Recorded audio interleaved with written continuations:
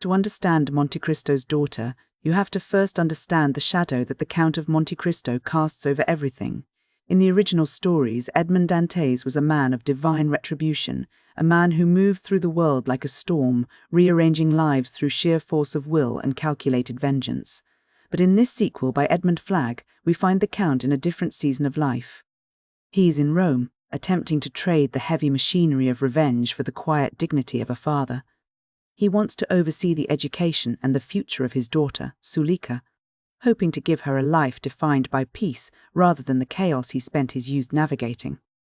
However, peace is hard to maintain when your very presence is a trigger for the past.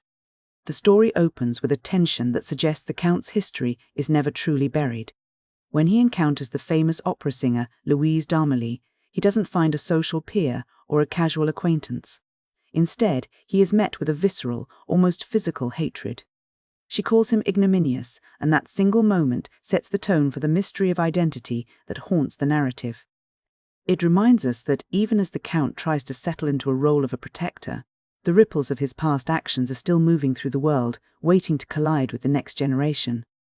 That next generation is embodied in Zuleika and a young viscount named Giovanni Massetti. Their romance is the heartbeat of the story, but it's a romance defined by a fundamental clash of temperaments. Giovanni is a man of impulse. He is driven by the kind of passionate, reckless energy that defines youth, and he wants to claim Zuleika immediately. He attempts to elope with her, driven by a desire to bypass the complexities of social standing and parental oversight. Zuleika, however, is not her father's daughter in terms of recklessness. She possesses a remarkable sense of honor and prudence. She refuses to abandon her education or her social duties for a sudden flight of passion. This choice creates a rift between them, establishing a pattern of tension between impulsive desire and the slow, steady work of character that defines much of the book's movement. As the story moves into the Roman underworld, these personal tensions are caught up in a much larger, more dangerous web. Giovanni and his friend Esperance, who is the Count's son, find themselves ambushed by brigands in the Roman marshes. It is a moment where the high society of the Roman salons crashes directly into the violent reality of the criminal element.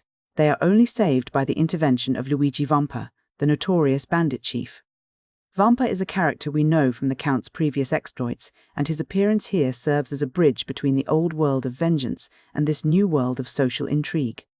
Vampa honors a past compact with the Count, but his involvement doesn't bring peace, it brings a series of tragic misunderstandings. In the chaos that follows, Giovanni is shot and left in a state of mental instability. It's not just physical injury that breaks him, but the sudden, crushing weight of social disgrace. While Giovanni is reeling, a conspiracy begins to take shape in the shadows. Pasquale Solara, a man driven by greed and a long-standing grudge against the Massetti family, joins forces with Vampa.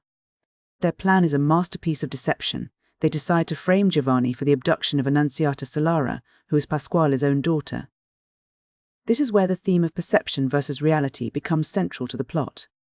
Annunziata is a tragic figure, a woman who has sought refuge in religion to find peace, yet she becomes a pawn in a game she doesn't fully understand. Because of the way the events are staged, Giovanni is branded a criminal and a kidnapper. To the public eye, he's a disgraced man, a predator. This false reputation drives him into a descent of madness, and we see him wandering the ruins of the Colosseum, a broken man lost in the shadow of a crime he did not commit.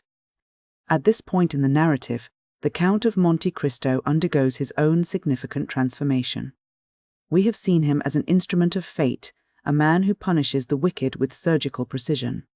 But here, he evolves into a man of restorative justice. He isn't just looking to punish the guilty, he is looking to set the world right. He begins to peel back the layers of the Solara-Vampa conspiracy and discovers the horrifying truth. Pasquale Solara had essentially sold his own daughter to the bandits to settle old scores and destroy the reputation of the Massetti family. The stakes reach their peak when Zuleika herself is kidnapped by Vampa's men, used as leverage in this high-stakes game of political and social manipulation. The Count is forced back into action, but his goal is no longer the destruction of an enemy, but the preservation of his daughter and the restoration of the truth. He orchestrates a rescue, working alongside the Moral family and a brilliant physician named Dr. Absalom. Dr. Absalom is a crucial figure in the resolution of the story. His role highlights a shift in the era the book is set in, a move towards science and specialized medical knowledge as a way to solve problems that were once thought to be purely spiritual or karmic. Through unconventional and intense treatments, Dr. Absalom manages to achieve what many thought impossible. He restores Giovanni's sanity. It is a moment of genuine relief, allowing the young man to finally see clearly and recognize the woman he loves, Zuleika, through the fog of his trauma and madness. The climax of the book unfolds in a Roman courtroom, a setting where the legal truth must finally contend with the perceived truth. The trial is a collision of different realities.